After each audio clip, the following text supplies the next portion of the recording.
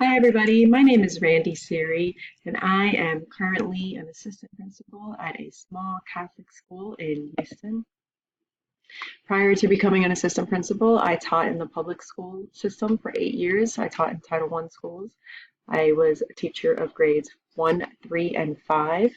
And then I spent 3 years in private education teaching third and fourth grade. I actually got to loop with my children, which was a wonderful experience and one I highly recommend if you've never done it before.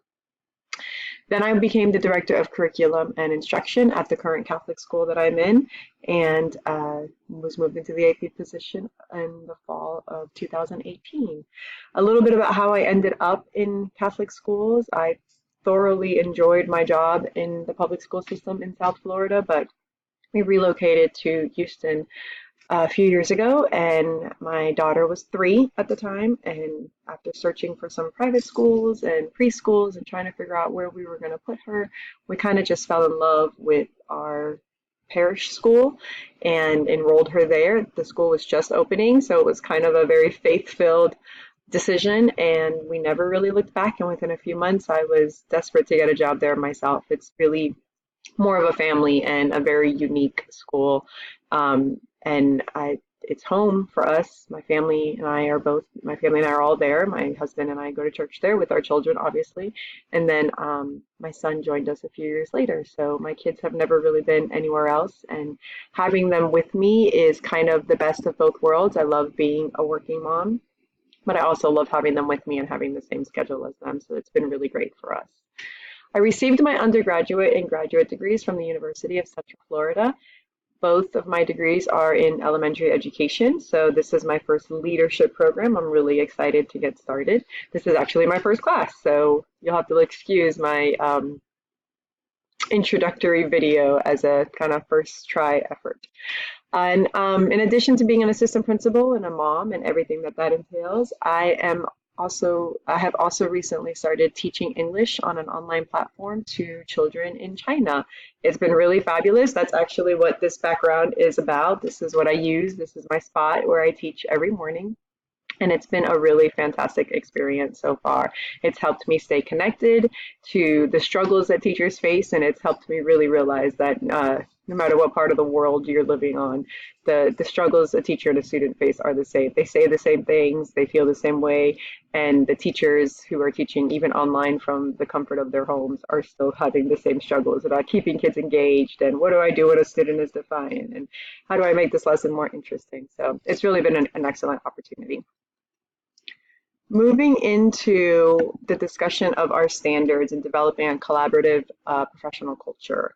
I think there's a couple of key things. Some of this I've learned, some of this I've actually read about, but basically I think that it's important to get buy-in, and I think that process starts from the very beginning. You have to share the why, and you have to involve people in creating common goals. That way people feel like they're working together and that they're being heard.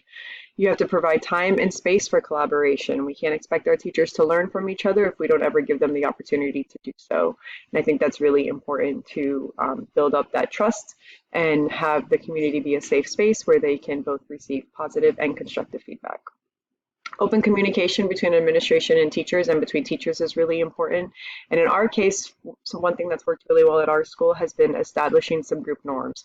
We model those norms, we review those norms, we give each other goals and norms to work on if we see somebody who's maybe struggling with one, and we encourage them to do so.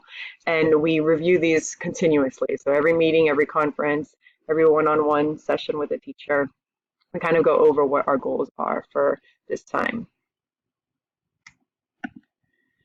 We provide positive feedback as much as possible, a lot more positive feedback, a lot more deposits before making any kind of withdrawals. That's true of students, it's true of adults as well. When constructive feedback is necessary, you want to provide very specific suggestions for improvement, limit the number of suggestions for improvement, and then provide a timeline. So this is what we're working on. I'd like to see you try this by this date, and I'm going to follow up with you. And I think it's really, really important that anything that we ask our staff to do, we're willing to take on ourselves. So if you're asking staff to stay late for an event, you better also be staying late for an event. If you're asking staff to show up on time, then you have to model showing up on time. If you want teachers to invest or spend some time learning about writing workshop or readers workshop or teaching long division in a new way, then you have to be willing to learn that yourself and model it for them whenever they're necessary. I think the roles of trust and relationships and well-being kind of all go together. You really can't do anything until your staff trusts you, and you can't really have them trust you until you work on building a relationship with them. So it kind of goes hand in hand. I think a new faculty member or a new leader would have to give it some time. I think it's important to ask and remember people's personal lives in a respectful manner. How is your daughter who just went off to college? How is your mother doing? I heard she was sick. And then remembering to follow up on those details. Hey, checking in again. How's everything going? Is there anything we can do for you? I think that's really, really important and goes way beyond the normal staff teacher appreciation, but teachers need to feel like they are heard and seen beyond the classroom and beyond what they do in the classroom. And I think when we build those types of relationships on campus, we work better together. So we need to provide some time for our faculty and our leaders to get to know each other outside of the building. I think it's important to do team building activities, whether it be going rock climbing or a Christmas party or a painting night. All of those things kind of help get everybody feeling good about themselves and willing to learn more about each other.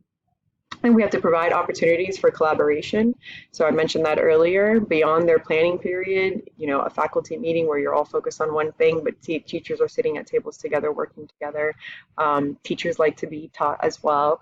So always providing new and interesting information. And then staff members who are happy and feel supported are much more likely to try new things and return year after year. And that's the goal. We, particularly at our school is a very small private school. We have about 400 students, and our community really expects that our faculty members are going to be there kind of for the long haul. They like to see little turnover. It's a big deal for us. So it's very important in our school. We have to give trust and respect openly. When constructive feedback is necessary, do so respectfully and providing specific suggestions, timelines, and follow-up. And then always, always, always congratulate and recognize a job well done. And, every teacher is different. You have to get to know them. Some teachers like to have their name thrown up on a bulletin board as showing something as best practices. Some teachers would prefer a quiet compliment. Some teachers prefer they just prefer different things. And I think it's important that if you know that about that, then you can congratulate them and give them that positive feedback the way that they best feel is meaningful to them. So it's really all about getting to know people and building relationships, and then you can work. And I think that's kind of the key. Building relationships with trust is the very first step, and then the work can commence. Thank you, everybody, for listening. Hope this was sufficient, and I'm looking forward to working with all of you. Bye-bye.